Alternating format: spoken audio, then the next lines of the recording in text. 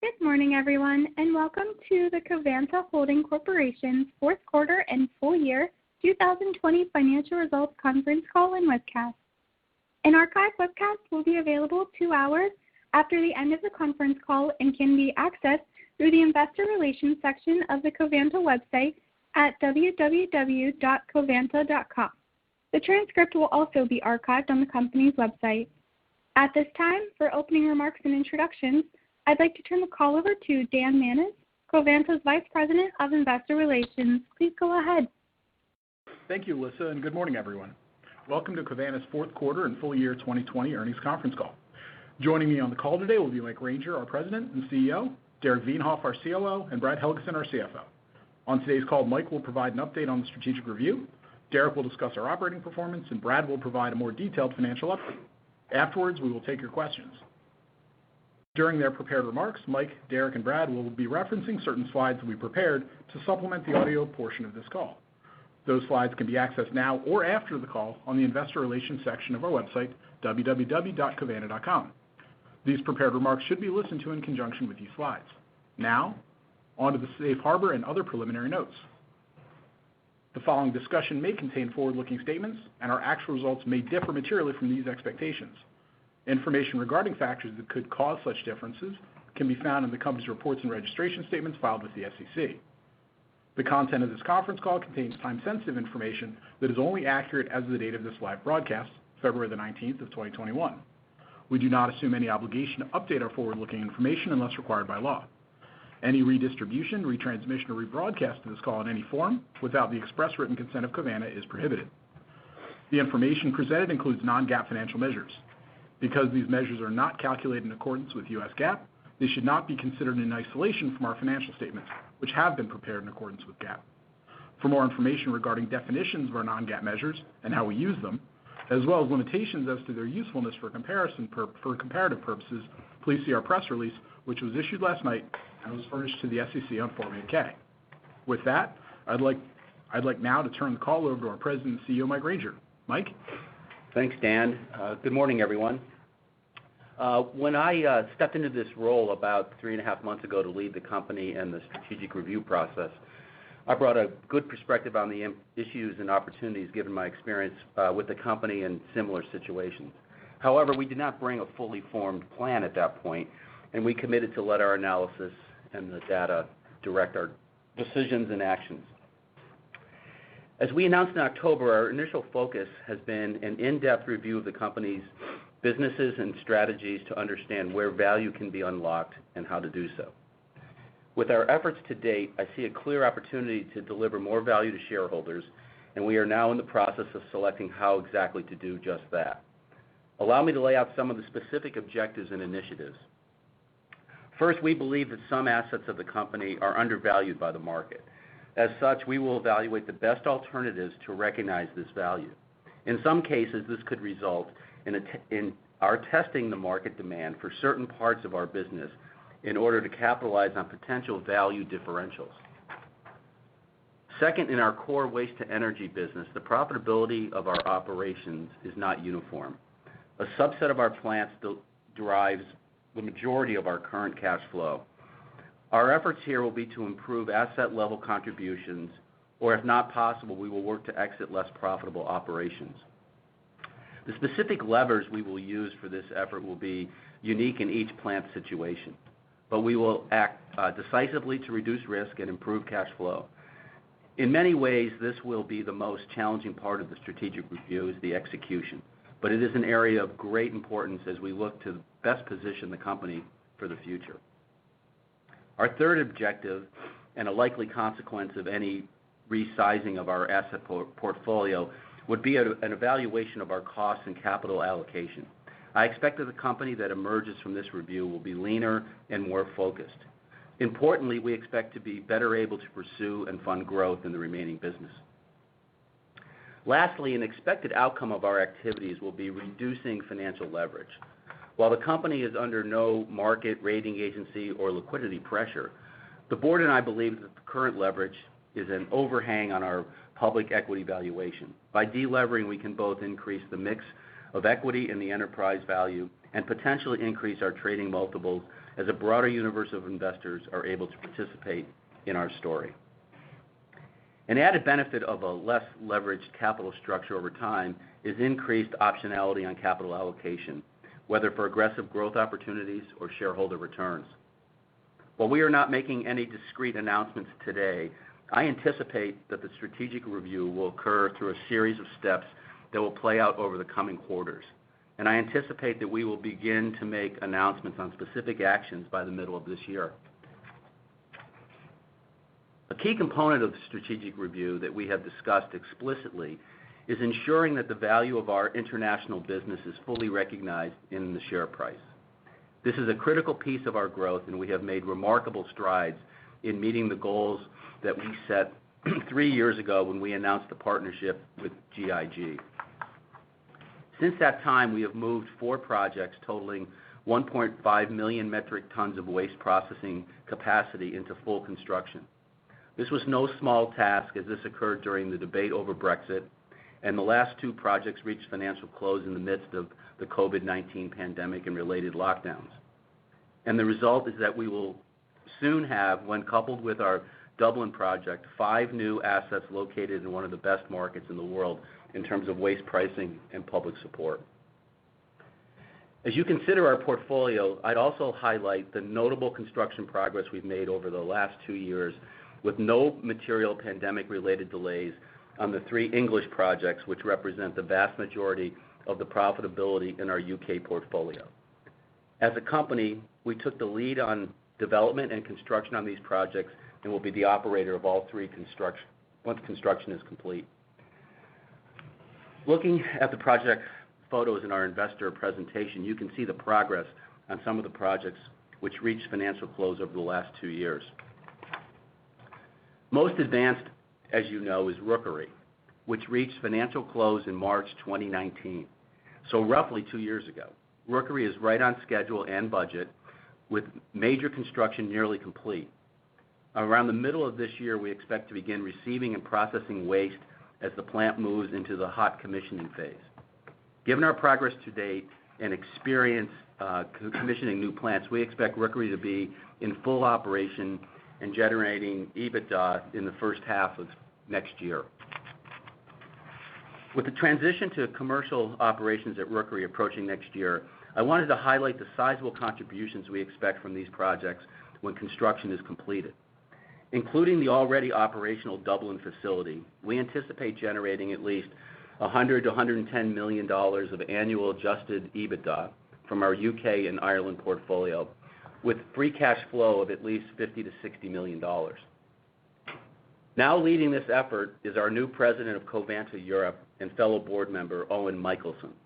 Owen's role will be to drive the successful completion of the 4 construction projects, build out the operating and management team, and create additional value through development of projects in our pipeline. In that vein, I would remind you that the UK market remains attractive for additional waste-to-energy development, given the significant regulatory support and market demand for landfill alternatives. From that perspective, you should view the financial outlook for international as a floor, not a ceiling. In sum, the UK remains a primary growth avenue, and we believe our source of tremendous potential value for shareholders. Now let's move on to a financial update. With a strategic review ongoing, it would be easy for the team to lose focus. But we finished 2020 with strong results, reporting full-year adjusted EBITDA of $424 million, which fell inside of our original pre-pandemic guidance range. We also generated free cash flow of $95 million, even as we undertook a greater than typical volume of planned maintenance capital investment. These results, which Derek and Brad will discuss in more detail, were possible only with the tremendous effort of our team in incredibly challenging conditions. It is a credit to the resiliency of our people and business model and to the essential nature of our services. Looking ahead, we expect to build on these results in 2020. Prior to the impact of any actions from the strategic review, we are initiating 2021 adjusted EBITDA guidance of $435 million to $465 million and free cash flow of $100 million to $140 million. While we are committed to creating value through the strategic review process, I am confident that this team will remain focused on the core business and on driving improved financial results. With that, I'd like to turn it over to Derek to discuss our operational and business highlights. Derek? Thanks, Mike, and good morning, everyone. I'll be referring to the investor presentation and will begin my comments on slide 4. 2020 was obviously a unique year that tested our people, assets, and plans in ways we never could have anticipated. And overall, I think we passed the test handily. For that, I'd like to take a moment and thank all of our employees and our customer base for meeting the challenges of the pandemic and for the personal sacrifices people made along the way. It really will be a year we will never forget in this regard. From a waste market perspective, we witnessed a significant contraction in commercial waste volumes beginning late in the first quarter due to the impact of the pandemic. In response, our waste marketing team leaned heavily on our integrated portfolio of assets, including strategically located transfer stations, along with our strong client relationships to ensure a steady flow of waste into the plants. Given our preferential locations and the quality of our counterparties, we kept our tip fee plants full throughout the year. After volumes and prices bottomed during our second quarter, our weighted average tip fee prices ticked up sequentially in both the third and fourth quarter. In total, even with a greater reliance than typical on lower price spot waste, we drove 3% same-store tip fee price growth for the full year. At the same time, we opportunistically increased the total volume of contracted residential waste, which we believe provides even more stability to our mix going forward. Looking ahead, I am pleased with the stabilization we are seeing in waste flows in our core markets. We continue to see trends in our markets that support longer-term higher prices, including a tightening of disposal capacity. Similarly, we continue to see increased demand by companies looking for solutions to meet their sustainability goals. When combined with ongoing increases in new contract pricing, during 2021, we expect to see 3 to 5% same-store tip fee price improvement, even in this low inflation environment. On the operations side, I am proud of the fact that even with all the challenges of operating during the pandemic, we were able to maintain a 91.3% boiler availability, demonstrating our strength in execution and the success of our robust protocols. This level of availability enabled us to process 21.2 million tons of solid waste. 2020 was also a year of significant planned investment, with maintenance CapEx of $160 million. To take on this volume of work during a pandemic required incredible planning and diligence. This CapEx included a number of large work scope projects that will ensure the long-term reliability, safety, and environmental compliance of our fleet. Looking ahead, we expect maintenance capital to be significantly lower in 2021. As we look to future years, I expect 2020 will be a high watermark for maintenance capital spending. Our maintenance schedule for 2021 will have a more typical cadence than we experienced in 2020. Assuming the operating environment continues to normalize, you should expect a heavier weighting of spend in the first half of 2021 compared to our 2020 spend. As we deliberately deferred outage activity at the onset of the pandemic, this timing difference will be more acute in the first quarter. On the commodity front, 2020 was a very challenging year, with weak prices for both energy and metals. In both cases, we remain focused on maximizing throughput and managing our risk. In particular, on energy, we remain highly hedged for the next 12 months, and we will utilize our load serving business to drive incremental margins for our base load renewable energy facilities.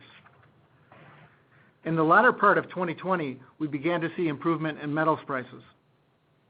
There are multiple drivers, including an improving global economy, limited inventories of finished steel, and increased demand for recycled metals as the U.S. steel industry transitions towards electric arc furnaces that rely heavily on scrap steel. As a result, we enter 2021 with better pricing as compared to 2020 in both ferrous and non-ferrous metals.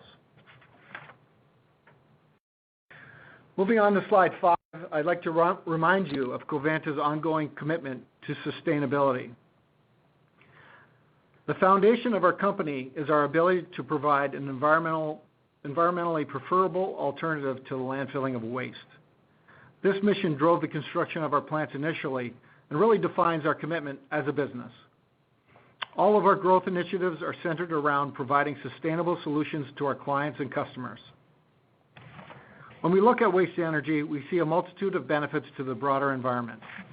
We reduce waste going to landfills, which mitigates land usage, avoids leachate production, and significantly reduces greenhouse gas emissions compared to the methane released by landfills. We also generate electricity, which offsets the need to burn fossil fuels, and in 2020, we produced enough baseload renewable electricity to power 1 million homes. Through our metal recovery efforts, we recycle materials, which reduces energy-intensive mineral extraction activities. Taken as a whole, for each ton of waste we process, we reduce greenhouse gases by net nearly 1 ton on a life cycle basis compared to the same waste going to a landfill. In 2020, our plants reduced greenhouse gas emissions by a total of almost 19 million metric tons.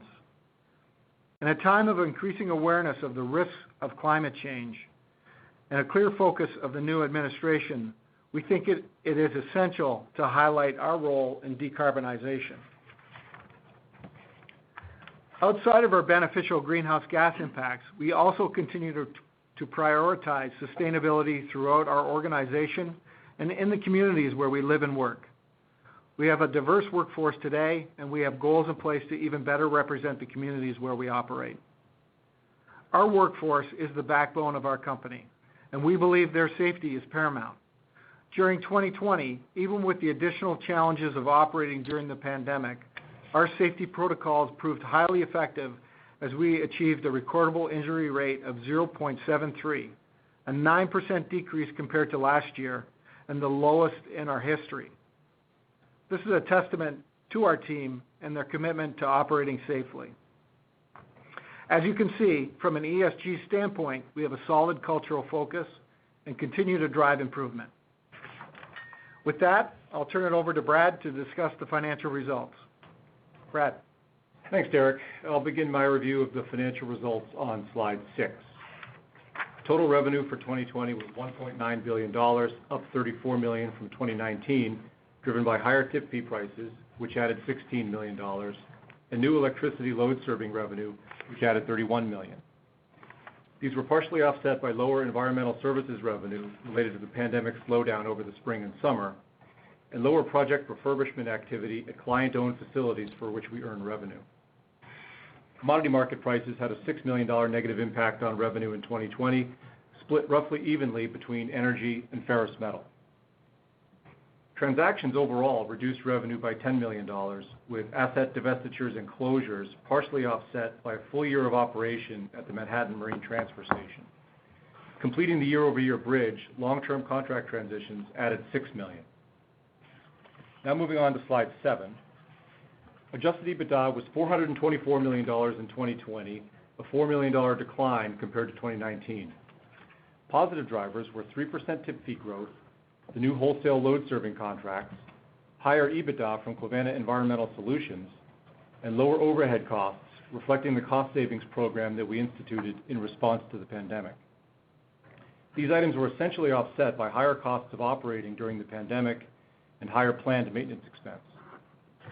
Commodity prices represented a $5 million headwind to adjusted EBITDA, while transactions and long-term contract transitions added $3 million in total.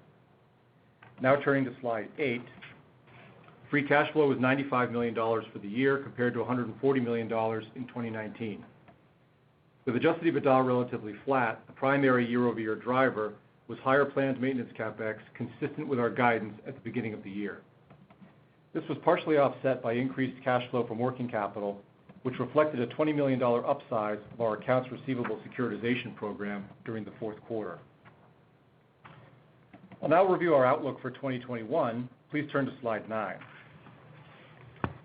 We are initiating 2021 adjusted EBITDA guidance of $435 to $465 million. The year-over-year increase is driven primarily by our forecast for higher recycled metals prices, as Derek discussed.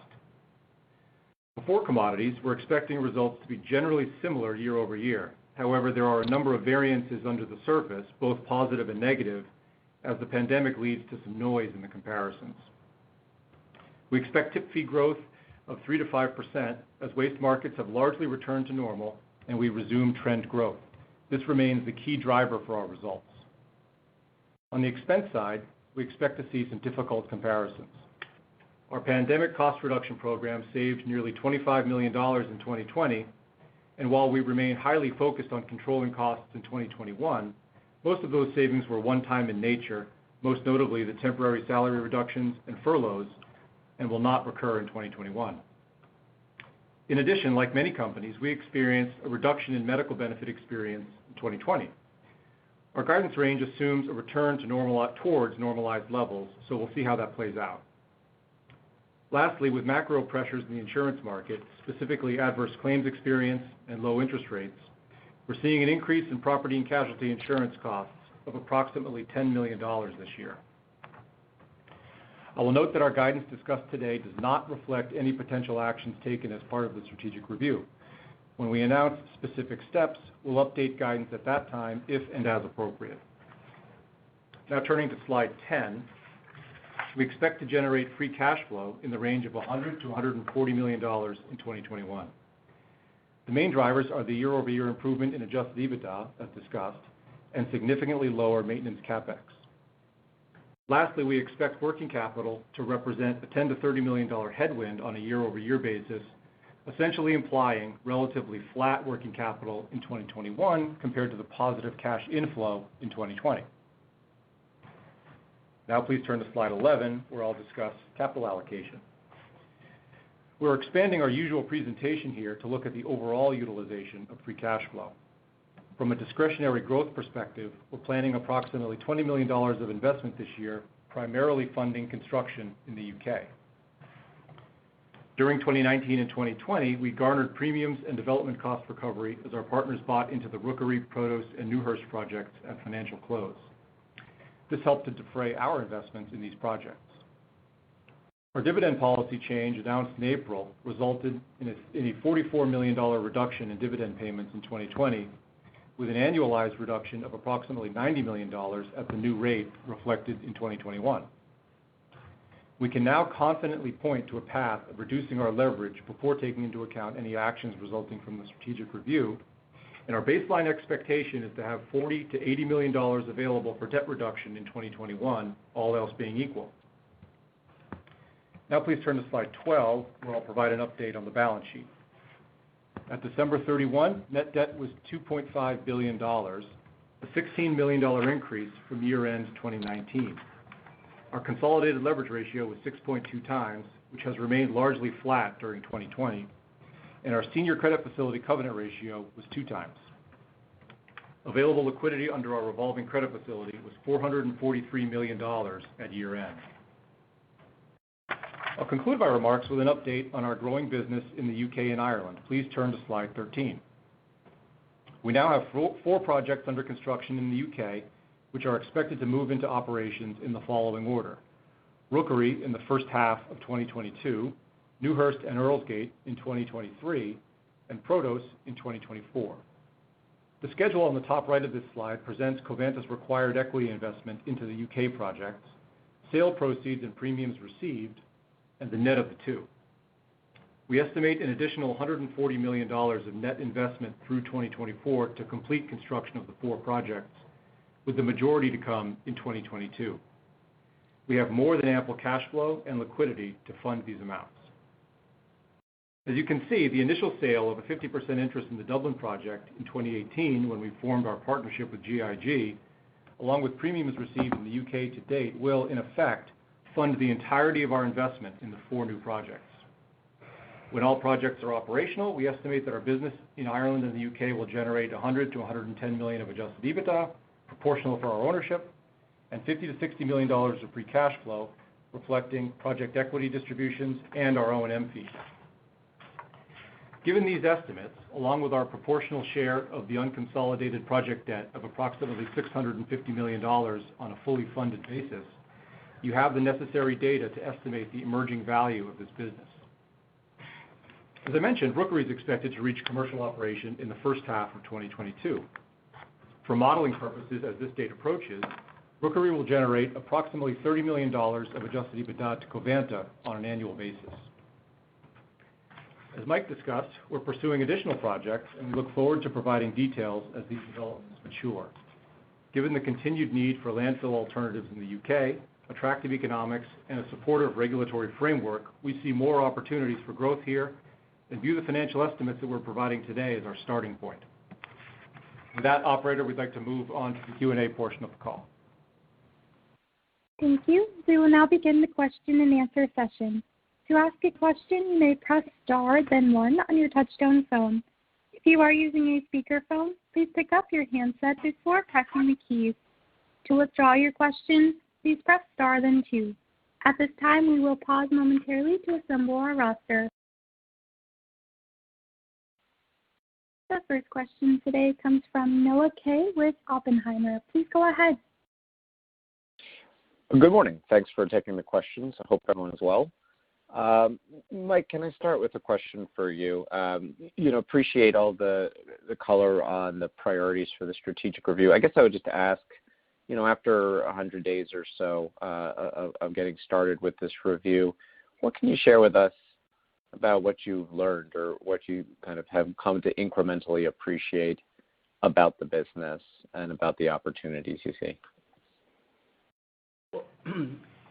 A couple things. First of all, the one conclusion that we came to quickly was the business is largely organized in a homogenized fashion, so it's very consolidated without, I think, enough scrutiny for capital allocation directed at the most profitable assets.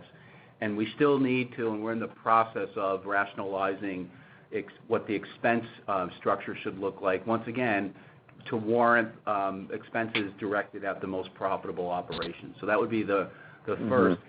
The other is that some of that consolidated character is helpful when it comes to things like our environmental services business, where we bring the breadth of services that having waste-to-energy facilities have, plus our dedicated environmental services facilities, and together can supply an alternative for our commercial customers that is a zero landfill opportunity at premium pricing. So that's one where together that's a pretty strong customer-facing business that I think is somewhat unique. And then clearly the UK is completely different in Ireland because those are now the newest technology, newest plants in a waste environment that is looking for non-landfill solutions. So that's very different than a client service business in North America, obviously, where you've got much more dated assets and you've got contractual both obligations and contractually constrained pricing. So being in a more merchant market for our own plants in North America and in the UK is obviously very preferential. Right, that makes sense. And then it looks, there's a lot of detail here, as I think Brad said, about the UK portfolio with which we can make our own valuation judgments. But it does look like you may have nudged expectations for kind of the profitability portfolio slightly higher. I'm just wondering, what has improved in your view about the sort of run rate profitability of the portfolio? Can you give us any color on what you're seeing in the UK and Ireland waste markets or anything you've seen improving in the economics? Thanks. Yeah, I know. Good morning. It's Brad. There were a few things that led us to nudging it up. In the UK, first off, as we always said when we had provided preliminary ranges, those will be finalized based on our final equity ownership positions in the projects. We ended up increasing our ownership percentage in the Protos project relative to what had been assumed in that range, number one. Number two is currency. Obviously, the pound has strengthened pretty significantly here recently, so we've updated, we note this on the slide, we've updated for current forward currency rates.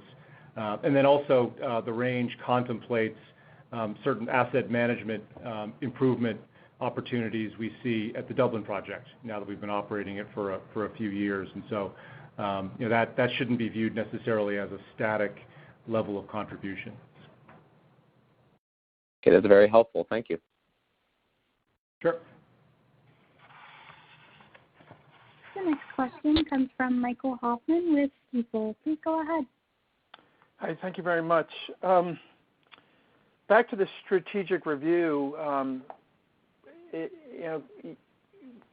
have you actually concluded certain assets should be marketed and advisors have been hired? And if such, if you're asking us to apply a valuation to, say, UK, could you give us what you're thinking about selling, what that EBITDA looks like, so we can incorporate that also in the analysis?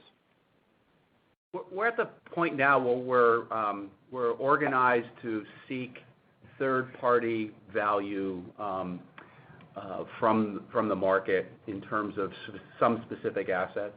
So once we have a sense of what the market would be interested in and what those value differentials could be relative to our publicly traded multiples, we'll have a much better sense of that. But clearly, until we get market feedback, we would be guessing at what was of greatest interest to the market. But as we said from the beginning, that everything really is on the table to try to maximize the value of the company. So that interaction with the market is what we're going to be engaged in here in a pretty short period of time. Okay, so I'm a pretty simple fellow, so very specifically, you are shopping certain assets, and if you get appropriate values, then you're prepared to sell them, and if you're not, you wouldn't. Is that what I'm hearing? Yeah, that's fairly accurate, right? Okay.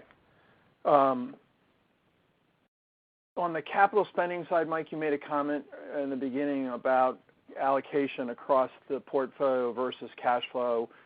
If I look at total maintenance spend between what goes through the P&L and what goes through the cash flow statement, how would I proportion what's sort of the service fee side versus the company-owned side? That's a good question. Some of it would be volumetric in terms of the biggest plants with the most volumes would warrant more continued investment. So and clearly the skewing across 39 plants in North America would be the merchant plants garner greater capital allocation than the client service plants do. Okay. And the split, what if you had to do a split, you would say maybe 2/3, 1/3 might be about right. 1/3 being the client-owned plants and 2/3 being the merchant plants that Covanta owns. Okay. All right, that's very helpful. And then from a standpoint, Brad, of the guidance around this transparency on slide 13, Dublin's about $30 million now.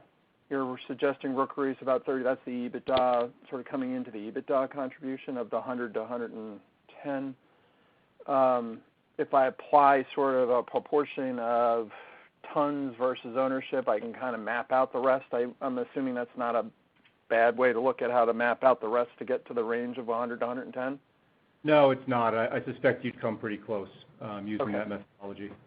And then am I using a 50% of the EBITDA as the cash generation as sort of a reasonable multiple to just sort of drop the cash down from each one? Yeah, more or less.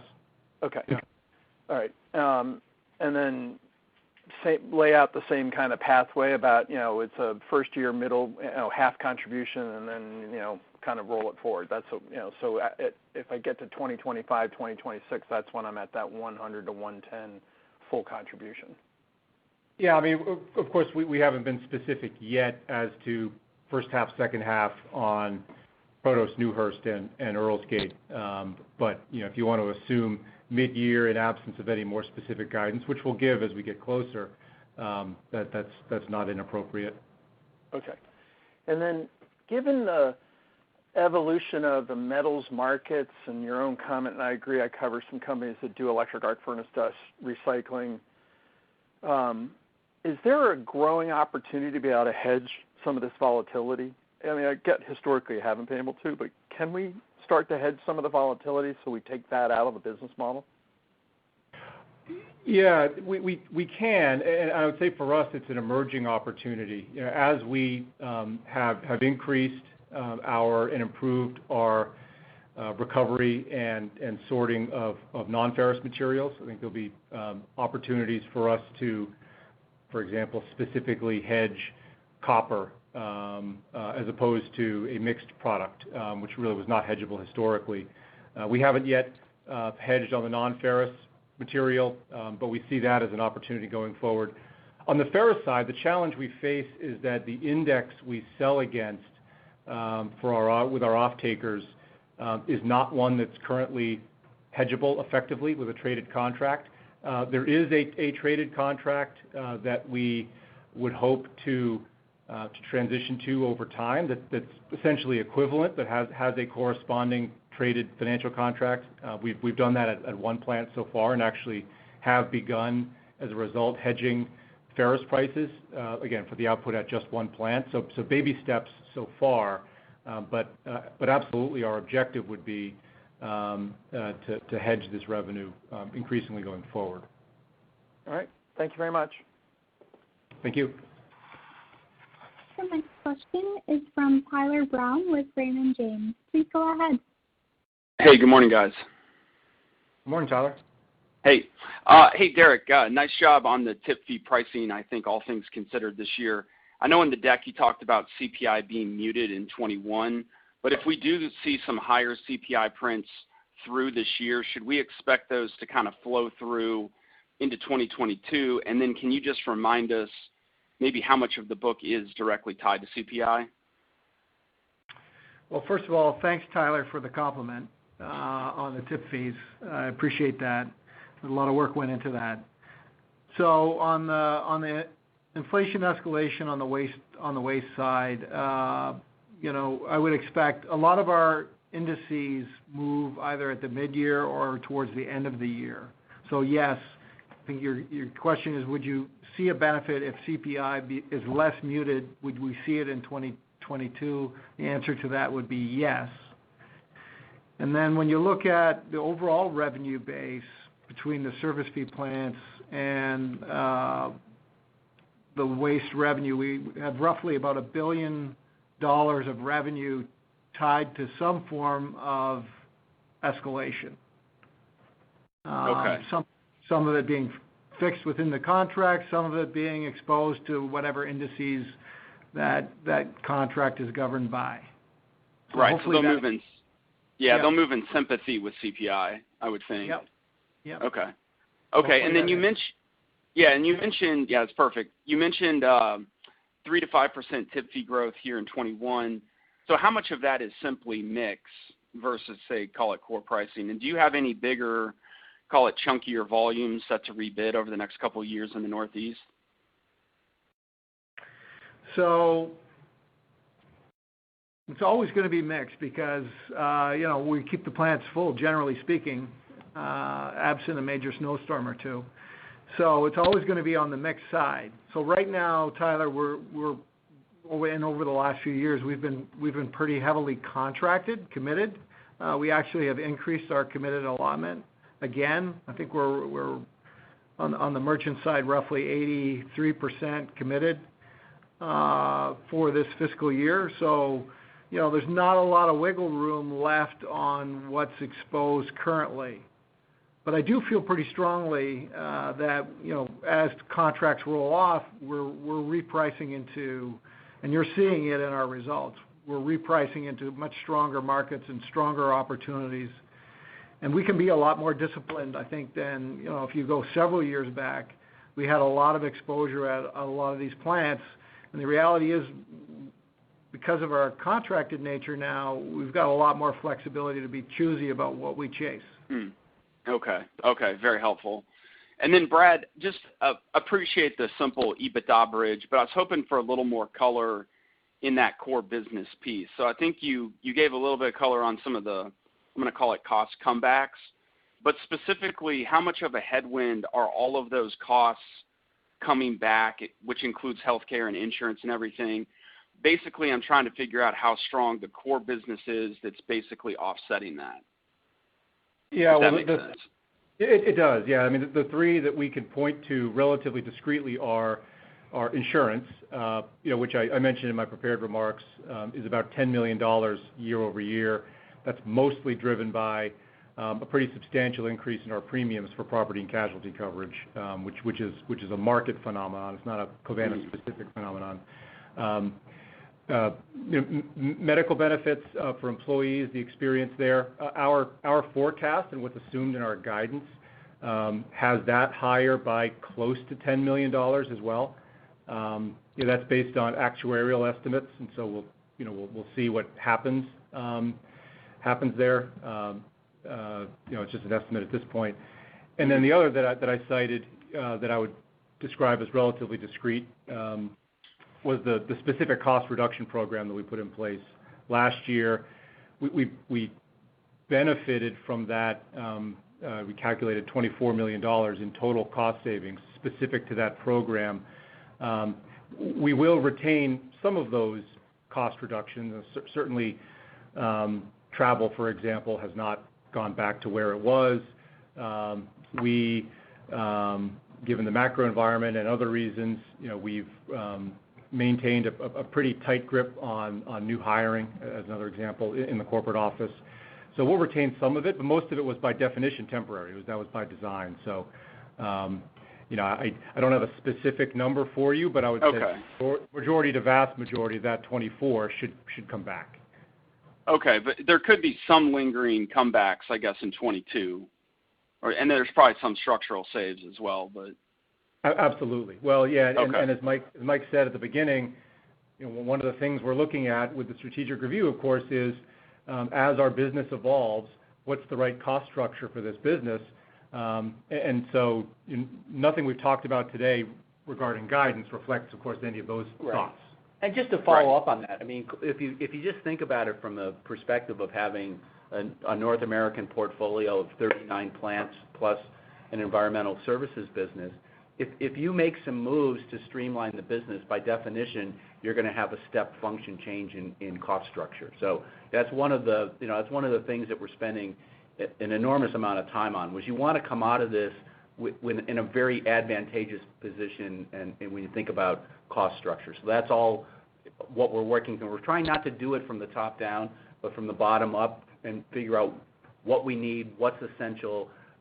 What will allow us to continue to operate with the integrity that we've had in the most cost-effective way. So that's why it's taking a little more time, but it's better than trying to enforce from the top just across the board kind of reductions without that kind of thought behind it. Okay, that's helpful. And then my last one, if I can squeeze this one in. So, Mike, I'm just not much of a utility guy, but basically, what is load serving? That line keeps creeping up. You've talked about it quite a few times in the call. But basically, just what is that? What drives it? And how do we think about that into the future? It's really a stabilizing force. It's the advantage. I mean, Derek used the term, so I'll use it as well. It's a renewable, sustainable base load facility, which is unusual in that regard. And so it's able to be on call to support the system. So if a utility, like, for example, in New Jersey, where we've got more more solar power now because of the public policy support for it. So that intermittent power needs to be levelized against when it can't operate, right? And so having the load stabilizing facilities like we have basically levelizes some of the ups and downs that you would get in the system now. So the system's just more volatile. I mean, not to get into all this, but you could see the perfect storm in Texas was too many things that all correlated to each other. So when you've got something like we have that can operate this way, it's very different because it's not correlated to natural gas prices.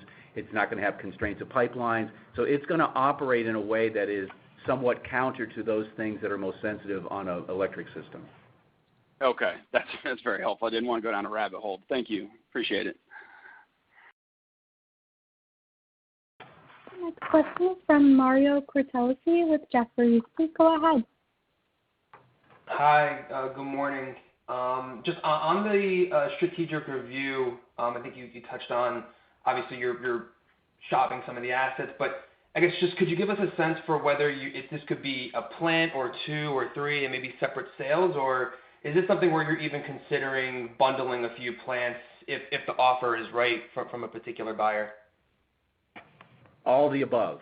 And that's the whole idea of value discovery in the market, is to figure out what is the most attractive configuration to the market and what kind of valuation differentials can we get for it. So everything that you just described is what is in the process of being pursued. Got it. And then obviously you're still in the process. Just thinking about potential buyers, would you expect something to be more from a PE perspective, or are you selling to municipalities? Obviously, like I said, this is more or less like a speculation, but if you had to guess one way or the other, I guess who do you think would be the best strategic buyer for something like that? Well, our assets fit a lot of categories, so it depends upon where the value would come. I mean, clearly, the nature of our business fits pretty well with private equity, infrastructure-focused pools of capital. So, I mean, that's clearly one alternative, and then there are strategics in every line of our business, so we wouldn't want to discount that either. But clearly, there's a cost of capital advantage that some pools of capital would bring to the profile of our various business segments. Got it. Okay. And then just last one from me on profiled waste. I think you guys were up 3% on the year. Does that imply you were negative in Q4, and is that just driven more from the resurgence of the virus and I guess more restrictions or lockdowns? And then what are you guys thinking for profiled waste in 2021 in terms of volume and price that you can get there?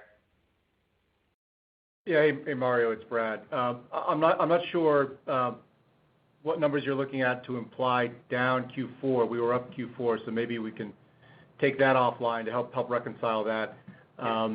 But looking ahead to next year, we're looking at 5 to 10% growth in profiled waste again, which has been the rate of growth we've had in that business as far back as I can remember.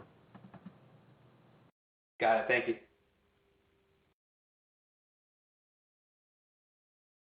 This concludes our question and answer session. The conference is now also concluded. Thank you for attending today's presentation. You may now disconnect.